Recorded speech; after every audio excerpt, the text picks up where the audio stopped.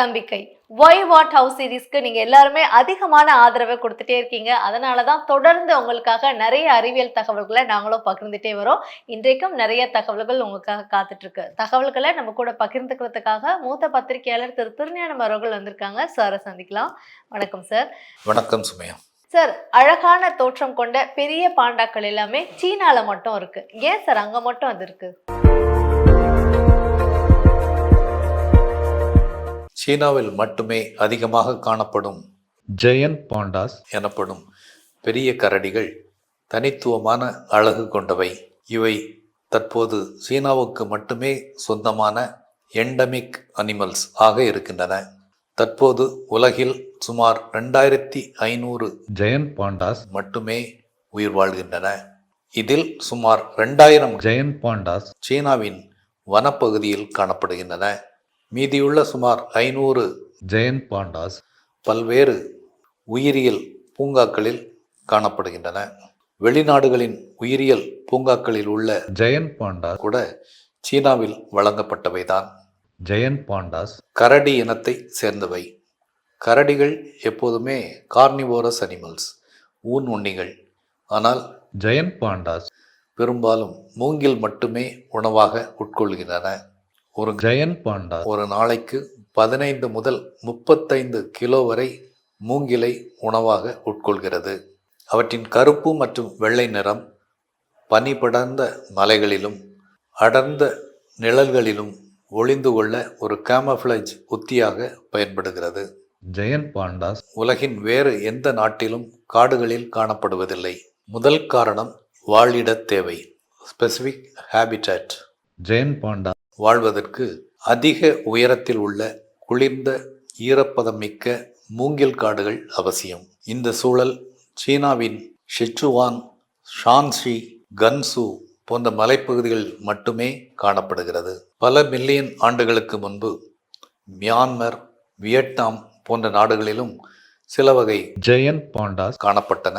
தொடர்ந்த காடுகள் அழிப்பால் அவை பாதுகாப்பான இடத்தை தேடி சீனாவின் மூங்கில் காடுகளில் ஒதுங்கிவிட்டன. சீனா ஜெயண்ட் பாண்டாஸ் அவை தன்னுடைய தேசிய சின்னமாக அறிவித்துள்ளது. எஞ்சியுள்ள ஜெயண்ட் பாண்டாஸ் அனைத்தையும் பாதுகாக்க நூற்றுக்கணக்கான சரணாலயங்கள் அமைத்து ஏராளமான பாதுகாப்பு நடவடிக்கைகளை மேற்கொண்டு வருகிறது. ஃபைன் சார், அழகான பாண்டாக்கள் சீனால மட்டும் ஏன் இருக்கு அப்படின்றது உங்களுடைய பதில் மூலமா தெரிஞ்சுக்க முடிஞ்சது. நம்ம அடுத்த கேள்விக்கு போவோம். ஜோதிடத்துல கூட இந்த கான்ஸ்டலேஷன் அப்படின்னு சொல்லக்கூடிய விண்மீன் வரைபடங்கள் பத்தி சொல்றாங்க. இந்த கான்ஸ்டலேஷன் அப்படின்னா என்ன, இதை பத்தி சொல்லுங்க. அறிவியல் ரீதியாக அங்கீகரிக்கப்பட்ட கான்ஸ்டலேஷன்ஸ் எத்தனை இருக்கு சார்? கன்ஸ்டலேஷன் எனப்படும் நட்சத்திர வரைபடம் என்பது இரவில் வானில் தெரியும் நட்சத்திரங்களை கற்பனையாக இணைத்து மனிதர்கள் உருவாக்கிய படங்கள் ஆகும். வானத்தில் கோடிக்கணக்கான நட்சத்திரங்கள் இருந்தபோதும் அவற்றில் சில நட்சத்திரங்கள் ஒரு குறிப்பிட்ட வடிவத்தை உருவாக்குவது போல தோன்றுகின்றன. சிங்கம் போன்ற வடிவம் கொண்டது லியோ கன்சலேஷன். வேட்டைக்காரன் போன்ற வடிவம் கொண்டது ஓரியன் கன்சலேஷன். பெரிய கரடி போன்ற வடிவம் கொண்டது உர்சா மேஜர் கன்சலேஷன். இந்த வடிவங்களுக்கெல்லாம் பண்டைக்கால மனிதர்கள் பல்வேறு புராண கதைகள் சொல்லி தங்கள் நாட்டுக்கேற்ப பெயர்களை இட்டார்கள்.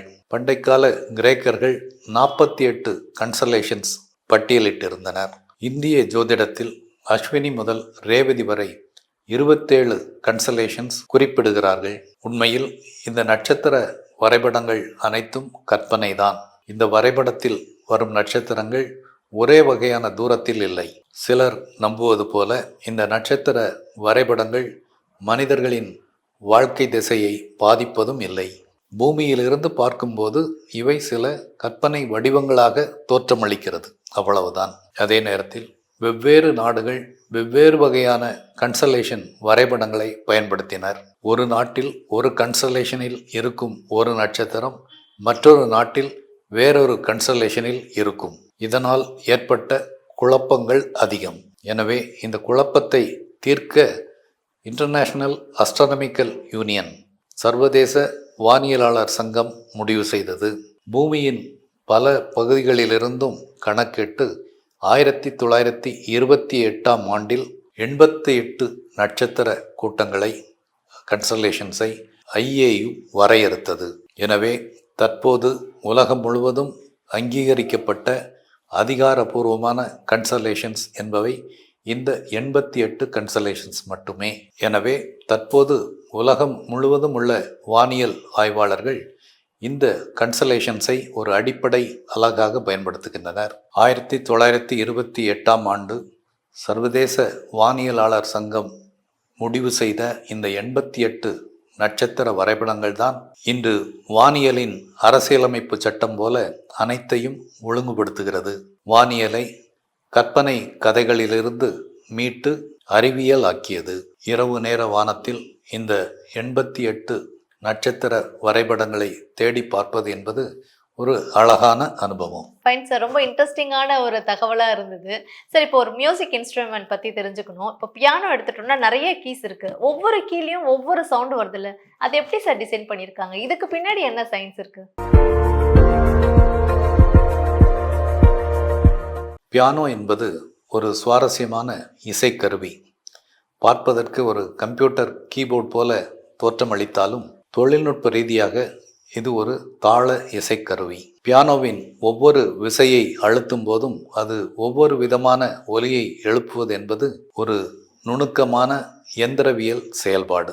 ஒரு நவீன பியானோவில் 88 விசைகள் இருக்கும். ஒவ்வொரு விசைக்கும் பின்னால் கிட்டத்தட்ட 50 சிறிய பாகங்கள் இணைந்து செயல்படுகின்றன. பியானோவின் குறிப்பிட்ட விசையை நீங்கள் அழுத்தும் போது அதற்கு பின்னால் இணைக்கப்பட்டுள்ள ஒரு சுத்தியல் மேலே எழும்பி குறிப்பிட்ட கம்பிகளை தாக்குகிறது. சுத்தியல் பட்டவுடன் கம்பிகள் அதிர்ந்து குறிப்பிட்ட வகை ஒலியை எழுப்புகின்றன. நீங்கள் விசையை விடுவித்தவுடன் டேம்பர் எனப்படும் மென்மையான பகுதி கம்பியின் மேல் அமர்ந்து அதன் அதிர்வை நிறுத்திவிடும். பியானோவின் இடது பக்கத்தில் உள்ள விசைகள் நீளமான கம்பியுடன் இணைக்கப்பட்டிருக்கும். கம்பியின் நீளம் அதிகம் என்பதால் அவை மெதுவாக அதிர்ந்து பேஸ் சத்தத்தை தரும். பியானோவின் வலது பக்கத்தில் உள்ள விசைகள் மிக குறுகிய கம்பிகளுடன் இணைக்கப்பட்டிருக்கும். இவை மிக வேகமாக அதிர்வதால் ஹை பிட்ச் சத்தம் கேட்கும். கம்பியின் தடிமன், நிறை மற்றும் இழுவிசை இவையும் கூட ஒலியின் அளவை தீர்மானிக்கும். பியானோ கம்பிகள் உருவாக்கும் ஒலி என்பது மெலிதாகத்தான் கேட்கும். இதனை நாம் தெளிவாக கேட்பதற்கு பிரிட்ஜ் மற்றும் சவுண்ட் போர்டு உதவுகின்றன. கம்பிகளின் அதிர்வு பிரிட்ஜ் வழியாக ஒரு பெரிய மரப்பலகையான சவுண்ட் போர்டுக்கு மாற்றப்படுகிறது. இந்த சவுண்ட் போர்டு அதிர்வடைந்து ஒலியை பெருக்கி நாம் உரக்க கேட்பதற்கு உதவுகிறது. சுருக்கமாக சொல்வதானால் பியானோவின் ஒவ்வொரு விசையும் ஒவ்வொரு ஸ்ட்ரிங்குடன் இணைக்கப்பட்டிருக்கிறது. அந்த ஸ்ட்ரிங்குடைய நீளம், நிறை, தடிமன் அளவு, மீட்டும் அளவு இவையெல்லாம் வெவ்வேறு இசை நோட்களை உருவாக்குகிறது. இதனால் தான் ஒரே பியானோவில் குறைந்த இசை நோட் முதல் உயர்ந்த இசை நோட் வரை 88 வெவ்வேறு அழகான ஒலிகளை உருவாக்க முடிகிறது. ஃபைன் சார், பாண்டால் ஆரம்பிச்சு இசை வரைக்கும் நிறைய அறிவியல் பூர்வமான தகவல்களை எங்க கூட பகிர்ந்துக்கிட்டீங்க. Thank you so much sir. நன்றி.